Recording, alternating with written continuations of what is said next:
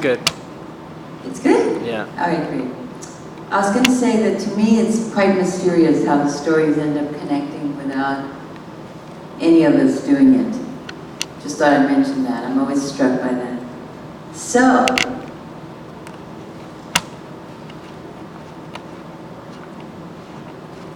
my job is to attempt to find a story that maybe can bring the evening together, and it's okay if it doesn't, but I was remembering that when I was a graduate student the first time at the University of Texas, and it's the mid-'80s, I was a theater student in graduate school, but I fell in love with psychology, and so much so that I sought a part-time job at the crisis counseling line at the University of Texas.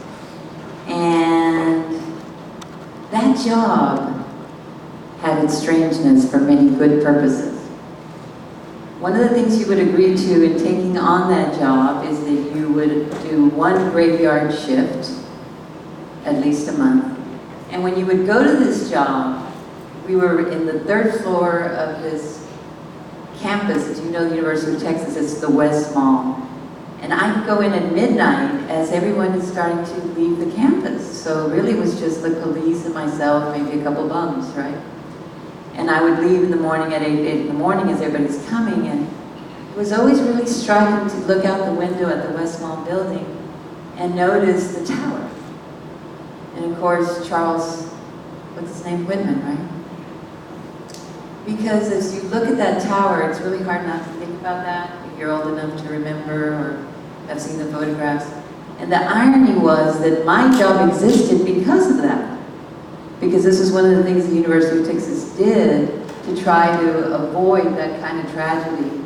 Or what could they do to create intervention for crisis and referrals to avoid someone having a really hard time. And you know that if someone is having a hard time, the popular hours are usually midnight to 8 in the morning, you know.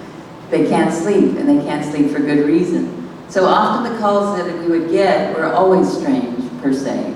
Now, as a counselor, you were given permission that you could spend the night because you were going to be there all night, and the phone wouldn't necessarily ring at all on some nights. So they would say, hey, there's a pillow there, there's a blanket, and the phone's not ringing, go to sleep. But on the nights that it would ring, you were very sorry that you went to sleep because it would startle you, you'd be in darkness, looking at the tower and going, and of course the call was always very intense, and so they often fell into almost predictable categories. That would be the suicide line, right? That's what it was for, so they'd be the suicide calls. And we were trained to deal with those and how to access and where to get them and etc. And then there would be the masturbation calls. We get trained for those, to deal with those, because the masturbation calls were very skillful. The caller usually has in presenting a sexual assault story or a sexual intensity of some kind, and often there were true stories that you didn't want to jump the gun as a counselor and say, are you getting off to this at the moment? Because that's really what they were doing. They liked your voice as they got excited telling the story. So it was always a very fine line to walk into strangeness and try to access. And you know, there were ways you were trained to tell whether that's what they were doing. Because remember, all these calls are strangers because you can't see them. And they're not necessarily giving you their real name. There was always the novel call that had none of these categories in mind, and they were just like, you could just imagine anything in the world calling between 12 and 8, and actually any time of the day, because they were different. The shifts were covered 24/7. Well, I get a call on one evening, and it's a young man, and he's very distraught and unhappy because there's been a death in the family. And he let me know that what was disturbing him was that he had been in a car accident a couple of years prior and had a very severe head injury, and ever since he had the head injury, he himself, when he would meet a stranger, would initially be able to know exactly how that person was going to die and when. So I took that in because in that moment he and I are strangers, right? Hi, this is Amparo, how can I help you? You know. So I'm thinking, did he just have some clarity about how and when I'm going to die? But this is not about me. You know, this call's not about me. So I couldn't just ask, but just think for a moment. If you had that opportunity, would you ask? Would you want to know? And the challenge for him had been that he had been accurate, particularly with family members, right? And they weren't even strangers. So, it's now my final year at this particular graduate, with this particular graduate degree. And the fellowship I'm on is providing me an opportunity to teach, so it's my first professor opportunity, and I have to say that the students that year taught me an extraordinary amount of things. It was a non-majors class for actors, and there was this one young man that stayed one evening after the class and said, "How do you know what you know about me? You know things about me that nobody has ever said, that I've never even told, so how can you know that about me?" I had no idea what he was talking about. But then he gave me examples, and I said, "I don't know how I know." He said, "Well, it's important that you've told me that, and I'm amazed because you do it all the time." I was like, okay.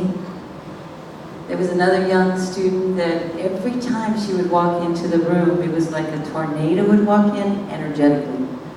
The minute I would see her face, an extraordinary violence, an extraordinary anger, and intensity would be felt through my whole system, almost like I could just hate her, throw her against the wall. It's like, this isn't me.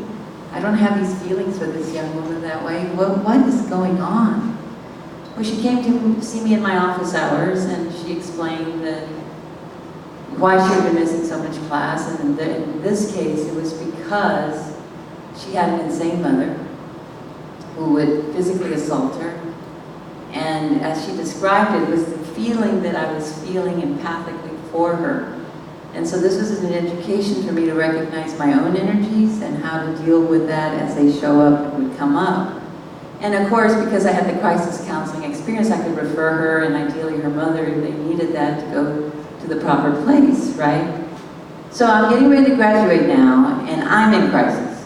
Because you know how that is when you've accomplished something that you've put your attention to, and it ends, right? I mean, it can be something fantastic, like a proposal or whatever, and it comes to the end, or you can be married and everybody's wondering why you're so unhappy because the life you've known before is about to completely end. Well, that was true for me with graduate school. It was like, what am I going to do now? You know, I got a totally useless degree. I mean, it's useful to me, even as we speak. But you know, as far as the workforce, it's like, hire me. You know, it's like, oh no, what am I going to do about that? Am I going to stay? Am I going to want to get my PhD? But then I had fallen in love with psychology. Am I going to be a clinical psychologist? But in the meantime, the clock is ticking, and there's deadlines, and there's applications, and I've just fallen in love with a significant person, and I'm just staying up from 12 to 8, but not calling the crisis line going, what am I going to do with my life? You know, type of thing. Well, my partner has just signed up for massage school, which, by the way, was the first one in Austin ever in the 80s. You know, it was like, you now can be a massage therapist, and the license would be given to you from the state of Texas, you know, and they were bringing in all these speakers from all over the universe, and he said, why don't you come with me tonight? They want family and friends to come, so I go. I'm very glad I did. It's this elderly gentleman from Arizona. He's a shaman, and I had to look up what that meant at that time, because that word had been resonating for me in my dreams. Those of you that know me know that I have a lot of precognitive dreams. I have extraordinary, unusual experiences in my dreams. And so a voice that would speak would often say, this is of the shaman. It's like, what is that? So I had to go look it up. But here was going to be a real one, right? Standing in front of me, so maybe I should go and see what that's about. So I do, and seriously, it was about a group almost this size, and I'm in about the fourth row up, and he's talking about how he's a time traveler. And he explains what that means in the shamanic world, and it sounds so resonant to me. Like, oh, when I dream, I have those experiences. I know what he's talking about. Well, suddenly he stops. He says, I have a message for somebody here. I'm getting, he looks around, and he spots me right in the center. He goes, it's for you. You know, like, he goes, yes, can you stand up? So I do. He says, I'm hearing that she can do what I do. And I'm also hearing, he said, I'm hearing that you are not to be concerned with busyness, with business. You're only here to acquire wisdom. Well, that was extremely synchronistic for me, because every message I would get from Abraham was exactly that message. So to have this perfect stranger, this elderly gentleman, tell me that in that moment was like a peaceful, almost like what you said, Oscar, like, oh, okay. Then he said, you can also do something else that I do, and that is you can deal with entity possession.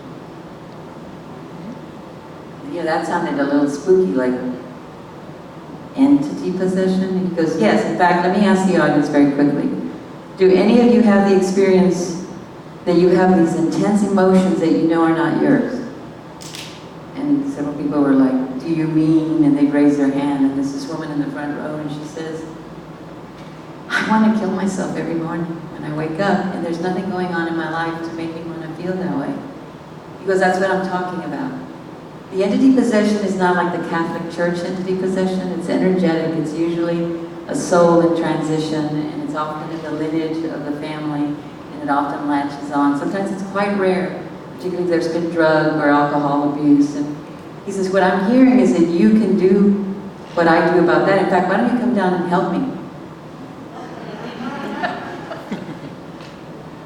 Well, at that point, you know, I do what he asked, because I'm thinking, I was remembering my students. That would explain a lot with my students. Like when I would speak to that young boy and say those things, it's not me speaking, because I didn't even have total memory until he told me what I had said. Secondly, the young woman, remember, with the very intense emotions, and that's about the first education I had, and I still have those experiences a lot with certain people. It's got an energetic awareness and feel that that's not even that person, you know, that's speaking or suffering or whatever. So he said, so come on down, you're going to help me with this person. I didn't worry about it, because I thought it's not me doing it anyway. I mean, if I get attached to that idea, I can only fail, so okay. So I did. So he starts asking me questions with that woman in mind. He said, so when you experience what she's talking about, is it male or female? And I said, male. And just had a series of questions. And again, I didn't feel like I had to make anything up. I didn't feel like I had to do anything but just respond in the moment. I say all this because we're coming towards the end of this evening now. And there was another synchronistic thing that had happened the night before I went to meet with this group of people. They were all massage therapists and in the New Age universe in Austin, Texas at that time. And I had just had a dream about a canon. I can only call them saints.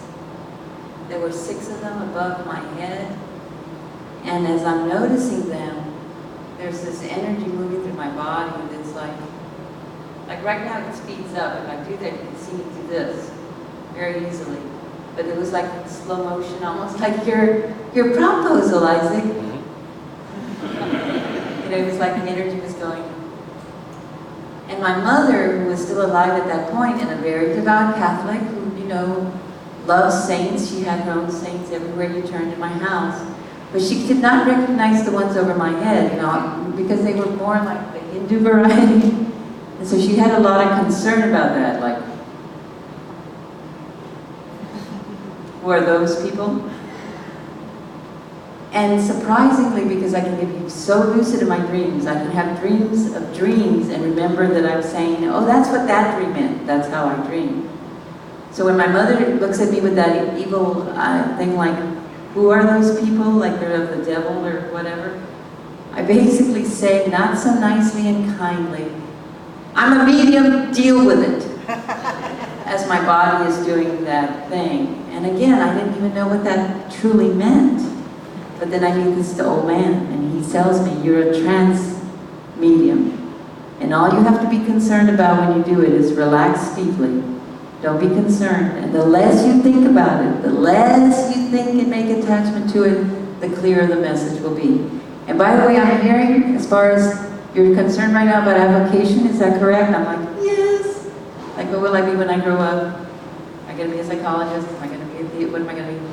Because I'm hearing, for you, it's about psychological arts. So, I didn't know there was such a thing. Psychological arts, that's it. That's it. That's the living room. Psychological art. And it's the real experience that we're having. And it's taken me these many years. So, as we come to the evening, you might be going, so what are you doing? You have a little shingle up there that says, medium. Deal with it. No. But what I do is have conversation.